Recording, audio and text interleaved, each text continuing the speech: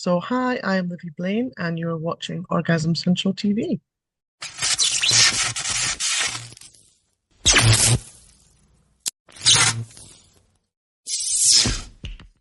How did you get started in this industry, Miss?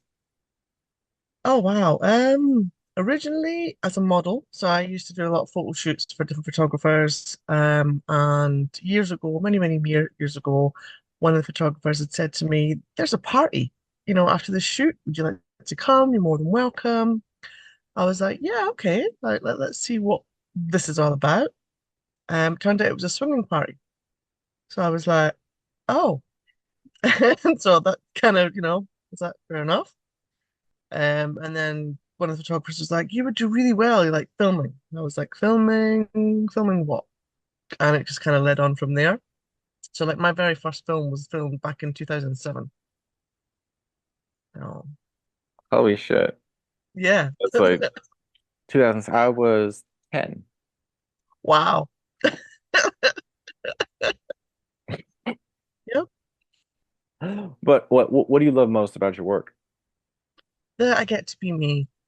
Like I've still not checked off a lot of things I want to do, but a lot of that's been down to logistics and availability of people and so that does get a little bit frustrating when people are like, "Oh, you must have the best sex life." No, I really don't. Like, because there are times you're like, I want to do, I don't know, I want to get a jet boat and go fuck on the sea. People are like, "Yeah, how practical is that?" And I'm like, "Well, probably not very, but I want to do it." Um, yeah.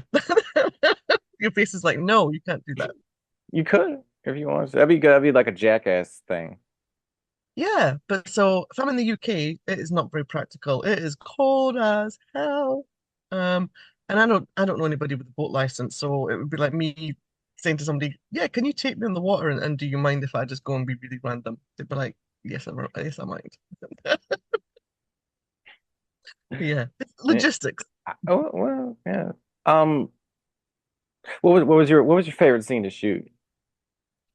Oh, wow, I've been doing it a while. I don't know. I mean, my favorite genre is gangbang all the time anyway.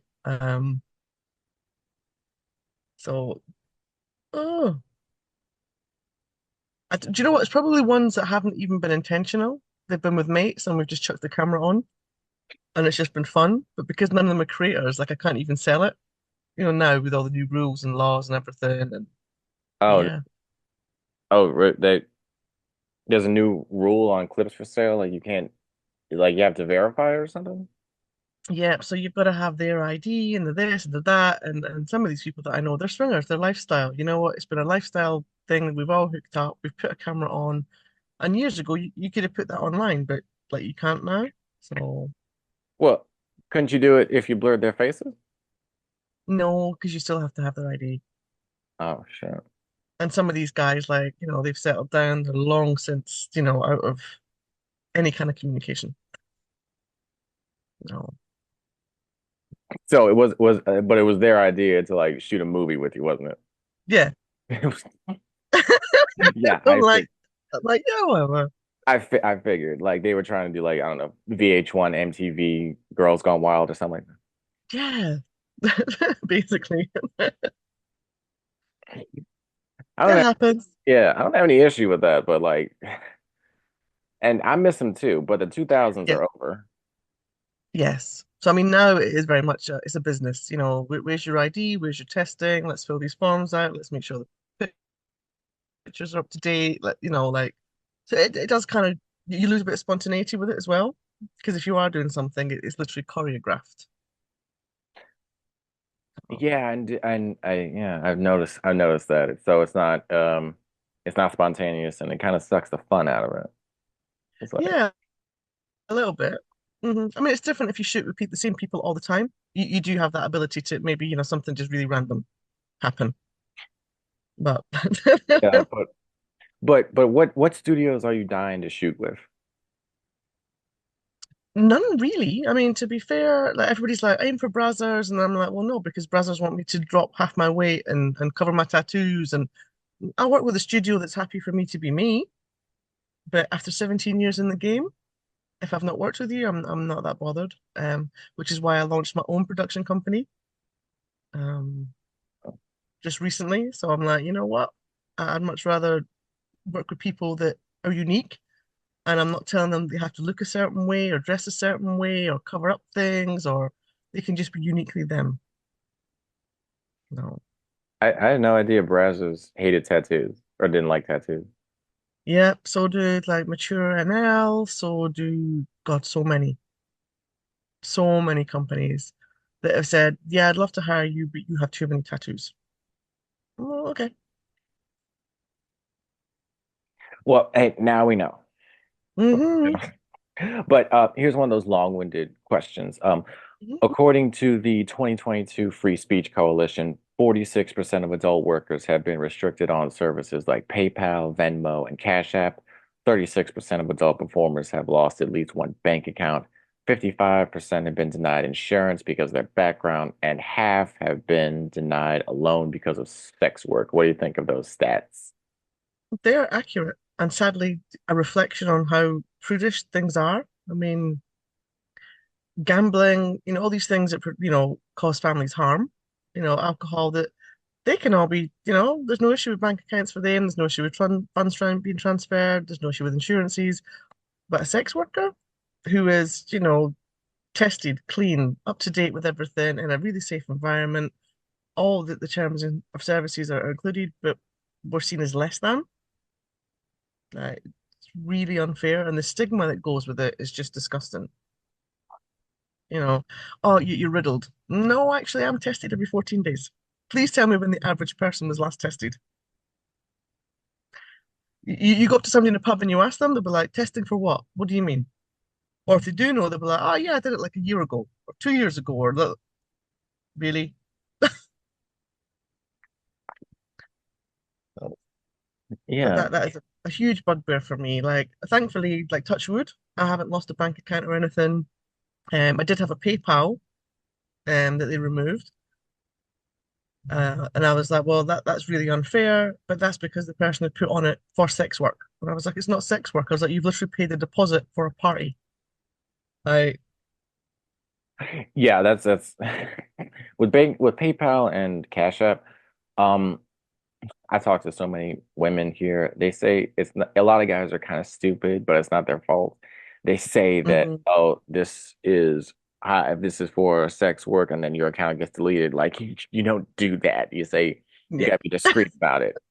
I'm not, I say to people, friends and family, shoes, dinner, you know, Yeah. this is my half, this is my half of like fuel, this is gas, whatever. Like, Media services. yeah. So when I work with certain production companies and they want to hire me to do stuff for them, when I invoice them, it goes through sales and marketing.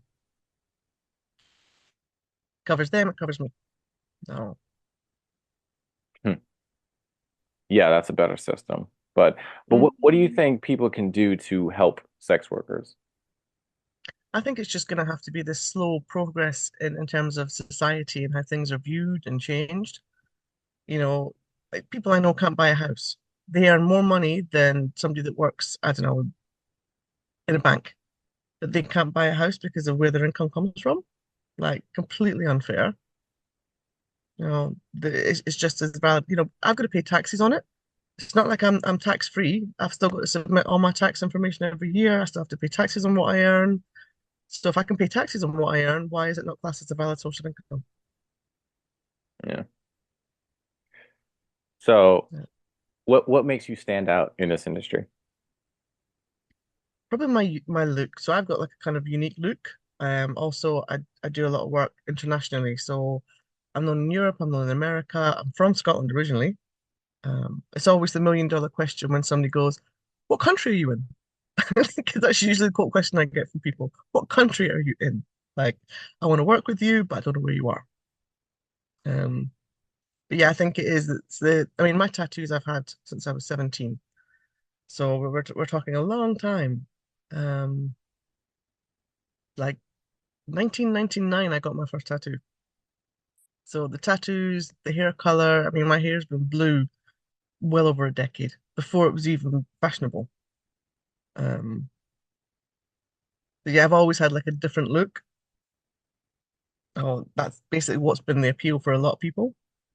That and because I am a dominatrix as well, I kind of flip between mainstream, fetish, and I can fit into the other genres. Um, as you So, know, some people are strictly fetish. Some people are strictly, girl girl or boy girl or no, I can do all. I do all. I've got channels that, do various ones. So yeah. so where do you see yourself in like 5 to 10 years? Oh, hopefully with another three channels online, to go with my current two. Um, and potentially living over here in the US permanently, so that I'm not back and forth all the time. Oh, in the US, really? Yeah, the UK is cold. Ooh, I'm not gonna lie, the UK is cold. yeah, but the US is in debt. So So is we, the UK. The UK is now a third world country since they came out of Europe. Like oh really? I heard. we are, the UK is classed as yeah, no, the UK has since it came out of Europe is classed as third world. We are in trillions of debt. Like we have no freedom to move anymore like we used to. Like I could go to Europe as long as I wanted, for as often as I wanted. I didn't have to have a forwarding ticket. I didn't have to have a where you're going to be when you land. Now you do. Yeah, like it's not what it was. It's not as much fun. Um, even in terms of things like everything's going up for us, but we don't have the import and export anymore because we're no longer in Europe. So financially, like they knocked themselves in the ass when they came out of Europe.